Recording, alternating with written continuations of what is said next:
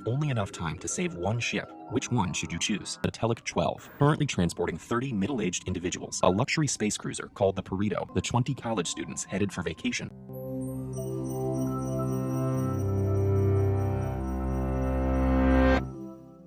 You are the captain of the Mallory 7, an interstellar cargo transport. On your way to the New Lindley spaceport, you receive a distress call.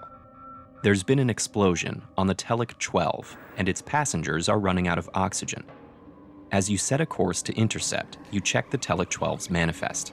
It's currently transporting 30 middle-aged individuals from some of Earth's poorest districts to the labor center on New Lindley, where they'll be assigned jobs on the spaceport. But as you approach the Telex 12, you receive a second distress call. A luxury space cruiser called the Perito has lost a thruster, sending them careening towards an asteroid belt. Without your help, the 20 college students headed for vacation aboard the Perito are all doomed. So, with only enough time to save one ship, which one should you choose? This dilemma is an example of a broader class of problems where a life-saving resource, such as a donated organ or vaccine, is scarce. There are many schools of thought on how to approach these problems, and one of the most influential is utilitarianism, an ethical view first systematically developed by Jeremy Bentham and John Stuart Mill. In this view, you should choose the action which promises the greatest sum of happiness, though how to define and measure happiness is a difficult question. For example, hedonists would suggest a happy life contains the most pleasure and the least pain. Others might say it's the life where your desires are most fulfilled.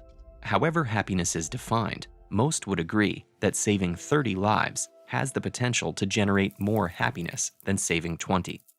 But is it enough to consider how many lives would be saved? Or should you also consider how many life years would be?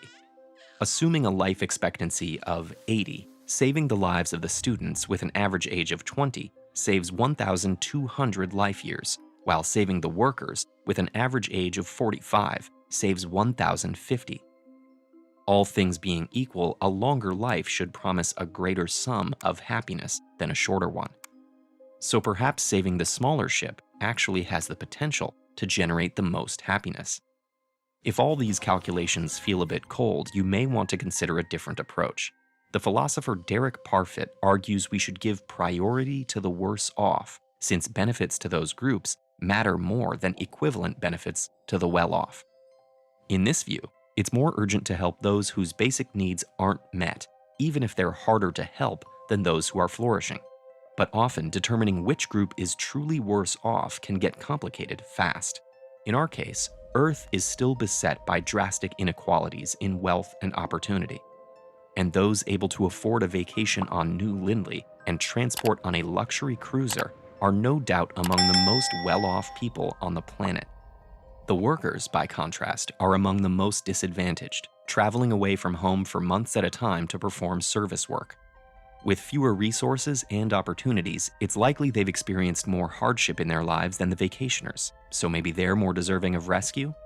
On the other hand, the students have experienced less life overall, so perhaps they're worse off. Or maybe none of these variables should influence our decision.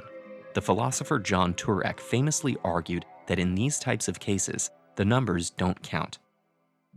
Each person is deserving of equal concern and respect, so the best way to decide which passengers to save is to flip a coin. While this might seem arbitrary at first, this approach treats all parties equally, giving each individual an equal chance of being rescued. Could any passenger argue that they're being treated unfairly by a coin flip?